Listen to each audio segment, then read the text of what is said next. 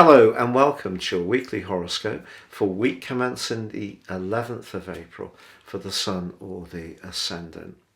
I'm going to give you a broad overview of the key changes and influences, but if you would please stay with me, I will then dive deep to give you each of the 12 zodiac signs in detail. This week begins with Mercury, the planet of talk and thought, that influences communication and distribution and transport, moving into the sign of Taurus. This is the second phase of its journey. It's just finished 21 days in Aries, very much to do with initiation. The sign of Taurus is about foundations, values, worth, can be about money. So Mercury here is wanting to see more substance for the things we've been working on in recent weeks. But on Tuesday, Jupiter and Neptune come into an exact conjunction. They came within 3 degrees into conjunction from the end of March and will continue to be so through to the end of April. Now, because they're both the ruling planets of Pisces, and Venus moved into this sign last week where she is exalted, this gives us an opportunity to really embrace the more ephemeral side of life.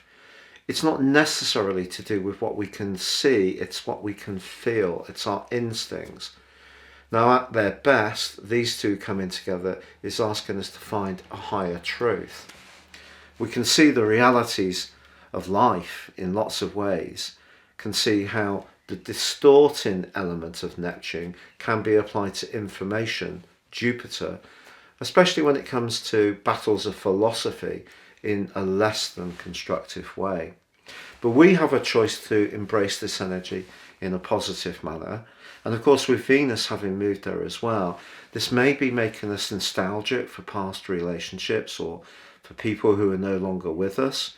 Or it could see us thinking very seriously about those relationships which are not working for us and trying to find out what the meaning really is for us and how we might negotiate the situation.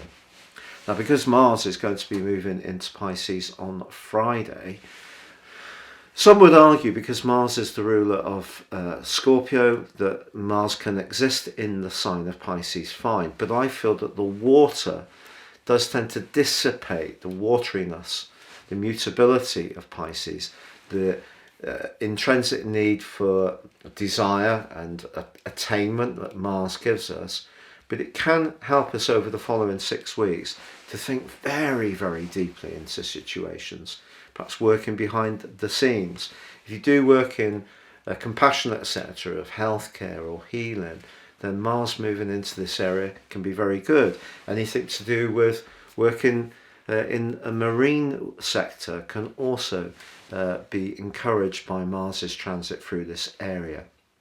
But on Saturday we do have the full moon in the sign of relating, aesthetics, presentation, art and fashion, of course Libra. But on the other side of the heavens we have the sun in the go-getting Aries, which is very much to do with us as individuals. The Libran influence is how we connect to others, but pivoting between the two is the position of Pluto in an exact T-square pretty well. And that builds up as the full moon emerges. I think some politics around balancing what we need for ourselves and what we're prepared to give or get from others is going to come more sharply into focus.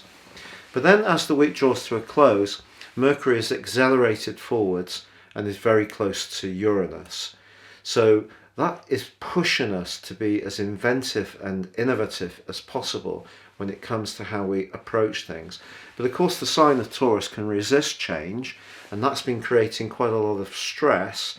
So Mercury being there just can make us a bit more agile, flexible and nimble about how we do deal with facing up to the reality that a lot of raw materials and the things we consume have become more expensive.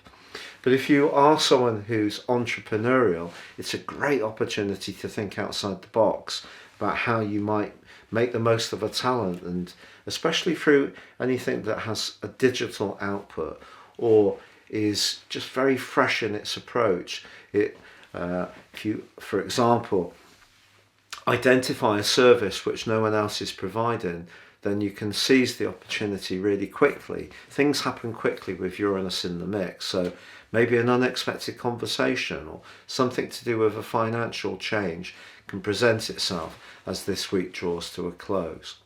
Now, if you are new to my channel, I would be honoured if you would subscribe. Please click or tap the bell notification symbol.